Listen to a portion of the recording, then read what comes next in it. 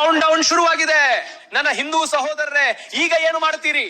ಅಧಿಕೃತವಾಗಿ ಹೇಳುತ್ತಿದ್ದಾರೆ 5 ವರ್ಷಗಳಲ್ಲಿ ಮುಮ್ರಾವನ್ನು ಹಸಿರಾಗಿಸುವುದಾಗಿ. ಕೆಲವು ನಗರಸಭಾ ಸ್ಥಾನ ಗೆದ್ದರೂ ಈ ಪರಿಸ್ಥಿತಿ. ಇಡೀ ಮುಂಬೈ ಗೆದ್ದಂತೆ ಸಂಭ್ರಮಿಸುತ್ತಿದ್ದಾರೆ.